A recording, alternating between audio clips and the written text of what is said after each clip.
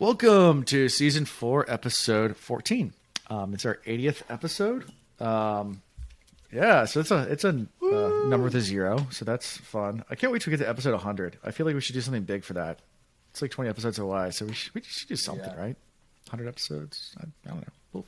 We'll figure something out, and we'll get back to you on that. Can we get podcast bombed by just a whole shit ton of people? Yeah, I'll just send out the link. To Patreons. I'll just send a link to everyone, and people can just jump in, and maybe we'll just do a bonus episode for 100th or something. I don't know.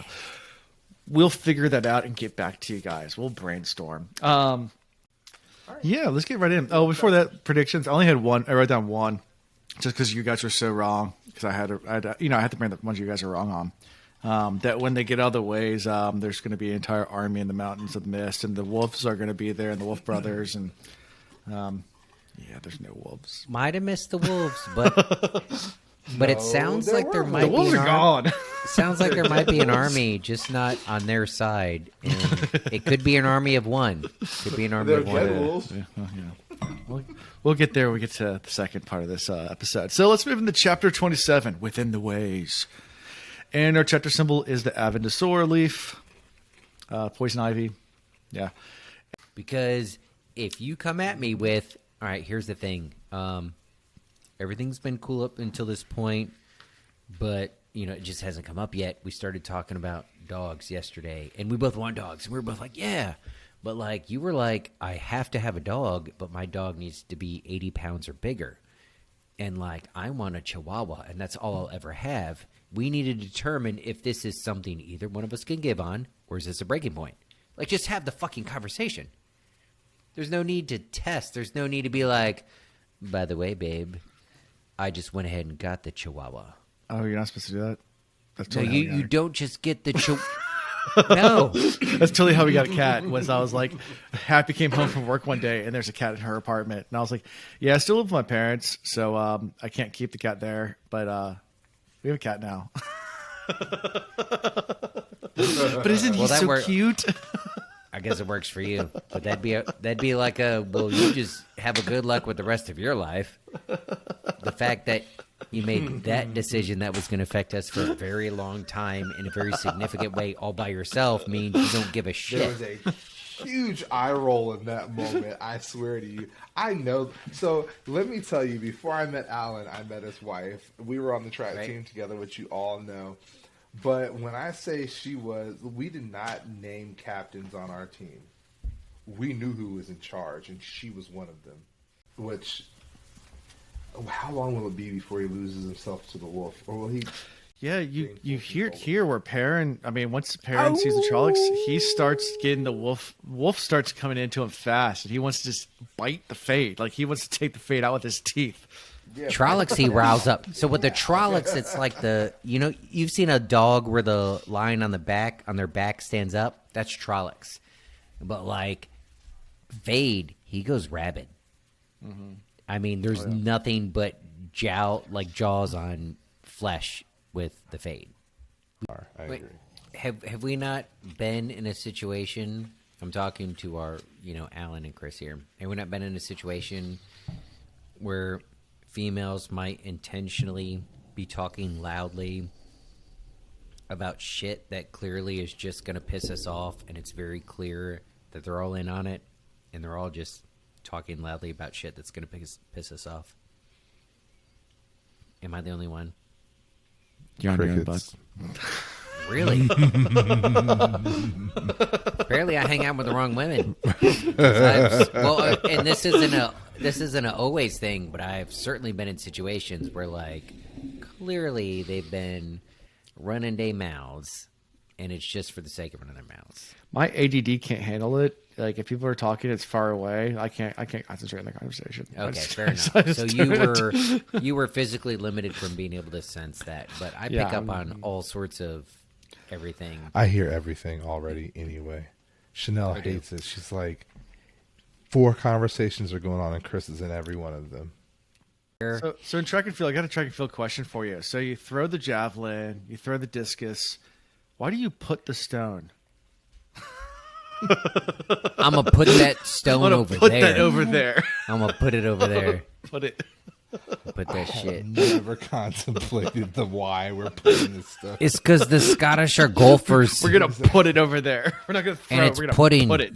You're putting it on the green. You put it over there. You put it in the hole. It's a Never thought Scottish about thing. it.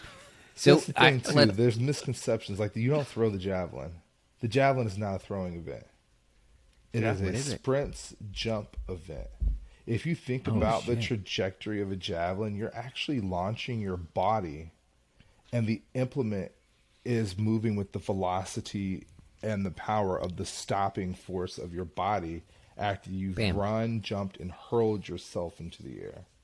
That's why size doesn't matter in sex. It's all about the velocity and the launch point and the It does. trajectory.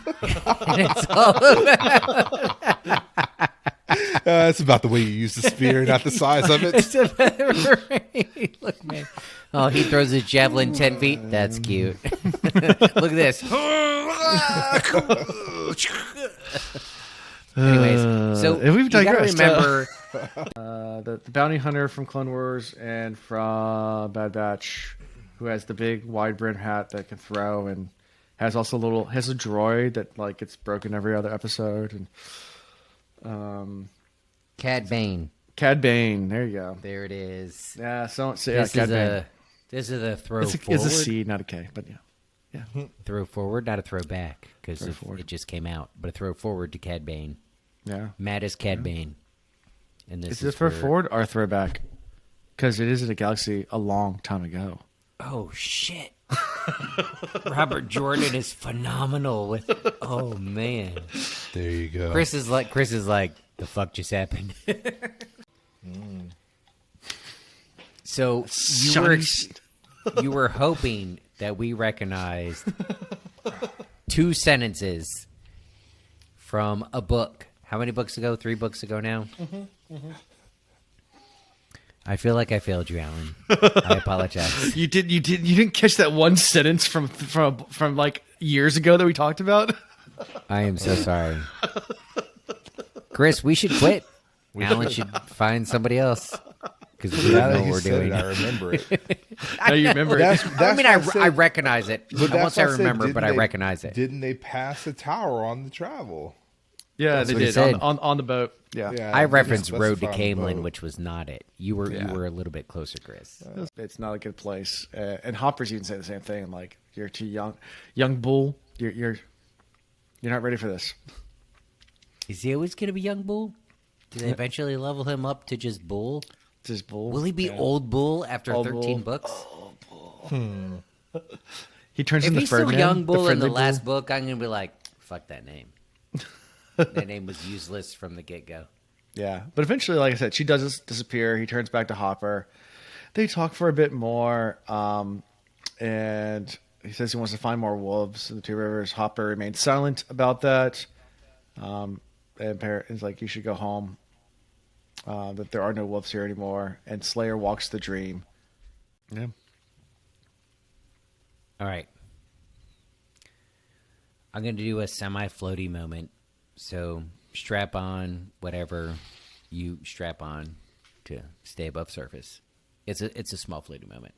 So we've talked about all the multiverses, and I've mentioned how if we're doing the multiverse thing, there's an infinite amount of multiverses, there's an infinite amount of choices, ways things can go, blah, blah, blah, blah, blah.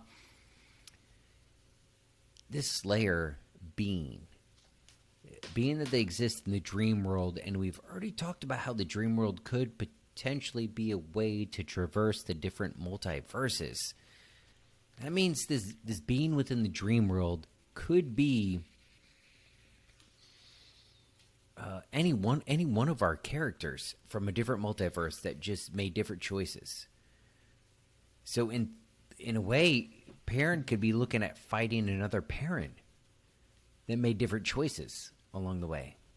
Perrin could be looking at fighting another Rand. It could be another Matt. It could be so. This Slayer could be somebody we're very familiar with that somehow is in this dreamscape for different reasons. I mean, it could also be something a little more cheesy. Maybe it's Ballsy.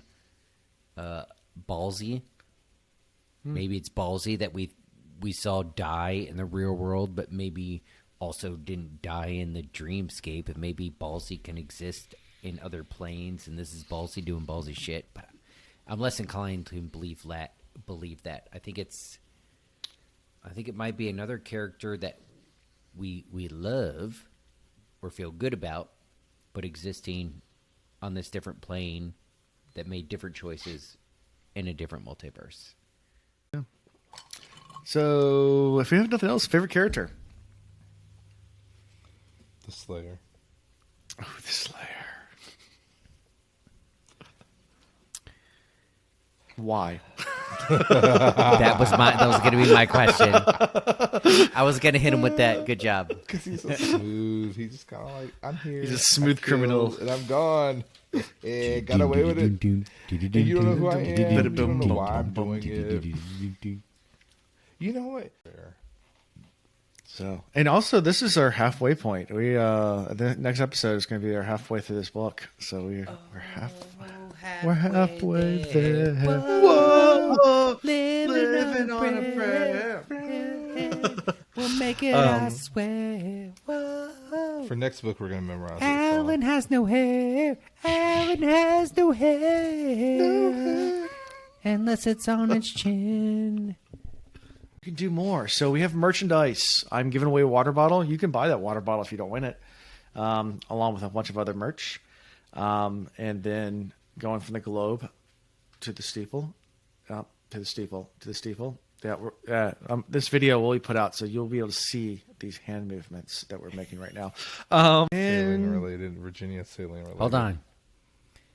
So there's the globe, right? There's the globe that you do with your hands. Fingertip to fingertip. Fingertip. But then when you're considering so the globe is when they're giving you their perspective, right?